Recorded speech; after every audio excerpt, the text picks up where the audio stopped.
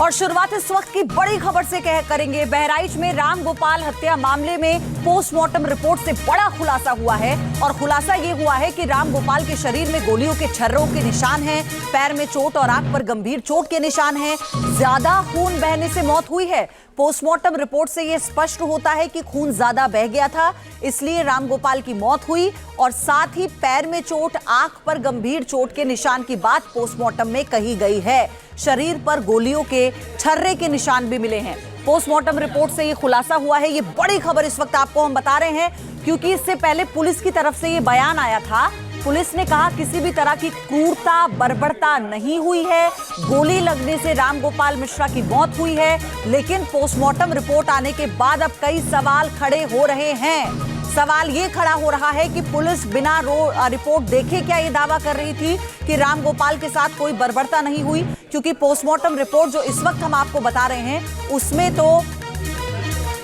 शरीर पर गोलियों के छर्रों के निशान भी पाए गए हैं, पैर में चोट, आंख पर गंभीर चोट के निशान पाए गए हैं। आपको ये बता दें कि दरअसल राम गोपाल की हत्या को लेकर ये जानकारी सामने आई थी कि पहले राम गोपाल के साथ बर्बरता की गई, क्रूरता की सारी हदें पार की गई, हाथ और पैर के नखून निकाल लिए गए, तड़पाया गया, निर्मम हत्या की गई। लेकिन अब ये पोस्टमार्टम रिपोर्ट जो है ये इस ओर इशारा कर रही है कि अगर कई छर्रों के निशान पाए गए हैं शरीर पर, पैर और हाथ में चोट के निशान पाए गए हैं पोस्टमार्टम में, तो फिर पुलिस जो अपनी थ्योरी दे रही थी जिसमें पुलिस ने ये कहा था कि किसी प्रकार की कोई बर्बरता, कोई क्रूरता नहीं की गई, सिर्फ गोली लगने से मौत हुई है, वो किस आधार पर पुलिस कह रही है। तो ये बड़ी खबर इस वक्त आपको हम बता रहे हैं। एक तरफ अखिलेश यादव ने बड़ा आरोप लगाया है कानून व्यवस्था पर निशाना साधते हुए, कहा कि अगर पहले से इस आयोजन की जानकारी थी तो पर्याप्त बंदोबस्त क्यों नहीं किए गए थे। लेकिन फिलहाल पोस्टमार्टम रिपोर्ट के आने के बाद अब सवाल एक बार फिर से खड़ा होता है पुलिस की उस थ्योरी पर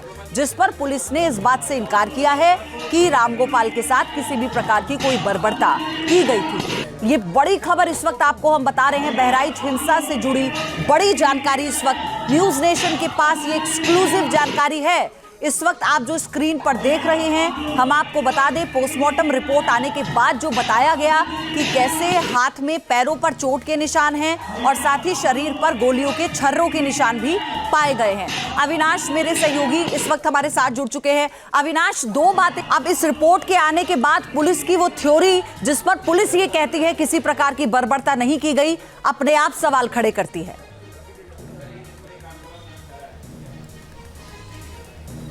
बिल्कुल शशि, देखिए पुलिस का जो बयान सामने आया उसमें पुलिस ने साफ तौर पर कहा कि गोपाल मिश्रा के साथ कोई भी बर्बरता नहीं की गई थी, लेकिन पोस्टमार्टम रिपोर्ट में गोली और छर्रे के अलावा शरीर पर कई जगह चोट के निशान है। अगर हम पैर पर जख्म की बात करें या फिर आंखों के नीचे जख्म की बात करें, हालांकि देखिए जो वहाँ के सीएमओ हैं उन्होंने साफ कर दिया था कि नाखून निकालने की जो बात कही जा रही थी वो अफवाह है, नाखून नहीं निकाला गया था। लेकिन एक बात तो बिल्कुल साफ है पोस्टमार्टम रिपोर्ट के आने के बाद कि गोली और छर्रे के अलावा भी शरीर पर जख्म के निशान ये साबित करते हैं कि कहीं ना कहीं राम गोपाल मिश्रा को मारा भी गया था, मारा पीटा भी गया था। तो यहाँ पर एक विरोधाभास भी नजर आ रहा है। हालांकि इस घटना के बाद ही तमाम जो अगर हम पुलिस की बात करें तो पुलिस की तरफ से ये कहा गया कि चूंकि लॉ एंड ऑर्डर को मेंटेन करने में कोई कसर नहीं छोड़ी गई, लेकिन फिर भी अगर हम बात करें पूरी घटना को लेकर, इस पूरी हिंसा को लेकर, तो पुलिस की लापरवाही भी कहीं ना कहीं सामने आई। हालांकि अब चूंकि पोस्टमार्टम रिपोर्ट सबके सामने है और देखिए एक बात तो बिल्कुल साफ हो गई है कि गोली के निशान हैं शरीर पर और साथ में 25 से 26 छर्रे, जो 12 बोर की बंदूक से जब कोई हमला करता है या कोई फायर करता है तो उसके जो छर्रे होते हैं वो भी सामने की तरफ जाते हैं। तो छर्रे भी लगे थे राम गोपाल मिश्रा की शरीर पर और बाकायदा पोस्टमार्टम रिपोर्ट पे इस बात की पुष्टि भी होती है। तो अब सवाल ये है कि चूंकि पुलिस की पूरी जो जांच है इस पूरे मामले में आगे बढ़ रही है, लेकिन देखिए कई अहम चौंकाने वाले खुलासे, जैसे जैसे जांच आगे बढ़ रही है खुलासे भी हो रहे हैं। चूंकि इसी दौरान जो पूरी रिपोर्ट है इस हिंसा की वो डीजीपी को और शासन को सौंपी जानी है और सोर्सेस से जो जानकारी आ रही है कि उस रिपोर्ट में साफ तौर पर इस बात का जिक्र किया गया है कि नहीं अविनाश, लेकिन पोस्टमार्टम रिपोर्ट तो पुलिस के संज्ञान में होगी ना। ऐसा तो नहीं हो सकता कि पुलिस के आला अधिकारियों के संज्ञान में ये रिपोर्ट ना हो, लेकिन उसके बावजूद भी ये पब्लिक फोरम पर कहना कि किसी प्रकार की कोई बर्बरता नहीं हुई, इसे कैसे दर्शाता है?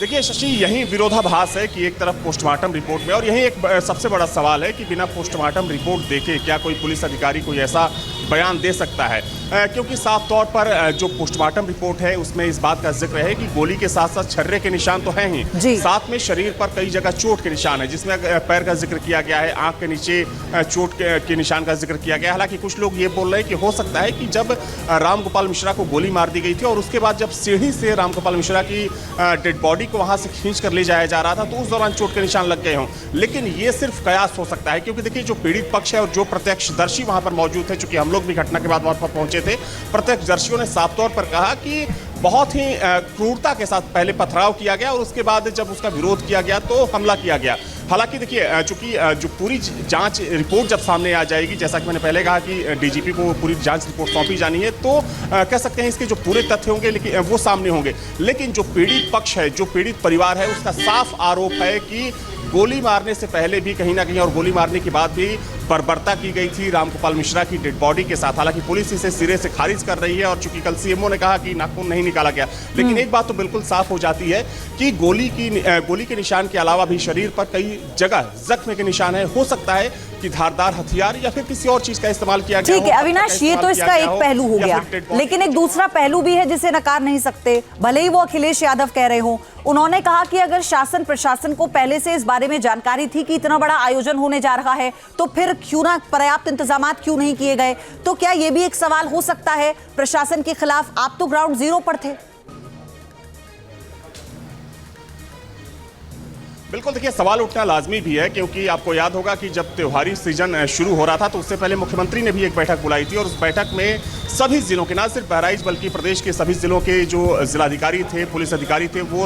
उस बैठक में मौजूद थे और उस बैठक में साफ तौर पर यह कहा गया था कि जो पहले से संवेदनशील जिले हैं वहां पर एक्स्ट्रा फोर्स को डिप्लॉय करने की जरूरत है। तब जब मूर्ति विसर्जन, क्योंकि देखा जाए तो बीते अगर कुछ दशकों की बात करें तो मूर्ति विसर्जन के दौरान कई जगह झड़प की जो खबरें थी वो आती रहती थी, तो वैसे में एहतियातन पुलिस को ये चेतावनी दी गई थी और ये निर्देशित किया गया था कि उन इलाकों में खास सावधानी बरतने की जरूरत है जहां पर ऐसी हिंसा या फिर ऐसी घटनाएं हो चुकी हैं। तो जाहिर सी बात है कि जो एलआई यूनिट होती है, यानी कि जो